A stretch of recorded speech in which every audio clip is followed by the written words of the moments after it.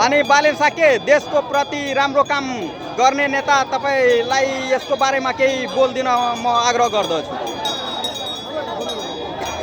अनि के यसपालि भोट घन्टीमा जान्छ?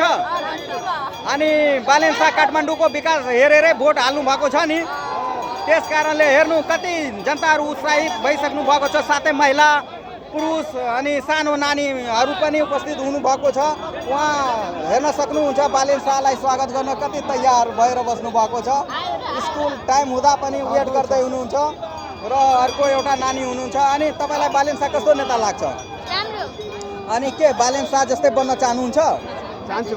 हो हेर्नु कुनै पहिला जनताहरू नेता बन्नतर्फ खालि मास्टर डाक्टर इन्जिनियर बन्न सोचिरहेको थियो, तर बालेन्सालाई हेरेर अब नेता बन्ने पनि बच्चाहरूको मनमा आइसकेको छ।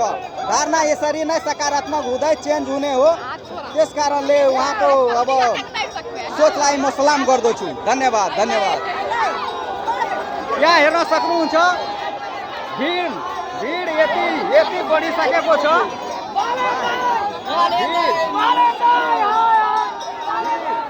हामी नसक्नु भएको छ। साथै उहाँको स्वागतको लागि पनि तछार मछार भइरहेको छ। भिडलाई पनि कन्ट्रोल गर्न पुरै सुरक्षाकर्मी र राष्ट्रिय स्वतन्त्र पार्टीका व्यक्तिहरू पनि लागि पर्नु भएको छ। तर पनि नियन्त्रण भइराखेको अवस्था छैन। चुपचाप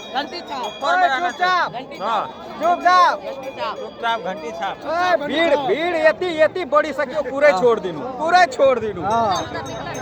यति त सलमान खानलाई पनि हेर्न मान्छे उपस्थित भएको थिएन जति हाम्रो बालेन्सालाई हेर्न उपस्थित भइसक्नु भएको छ।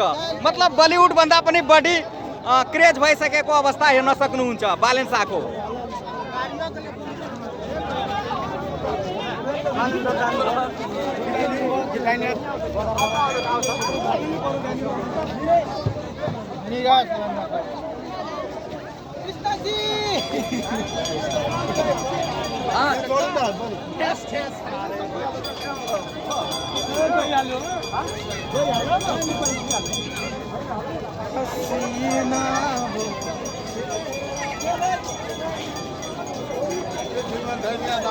एकदम भिड बढिसकेको अवस्था छ।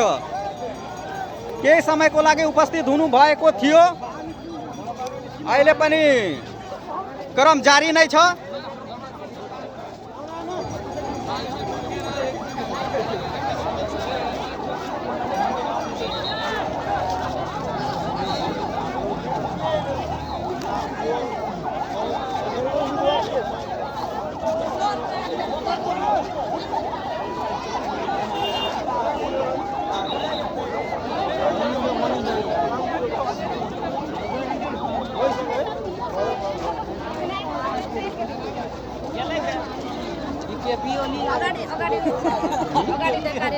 कार्यालय त जाने कुरा छ।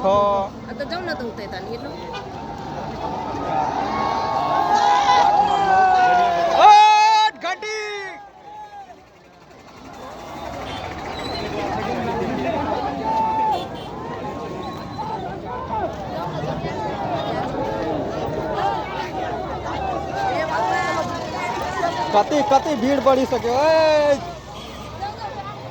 सुनबर्सी पनि घन्टीमै भइसक्यो जस्तो लागिरहेछ मलाई त।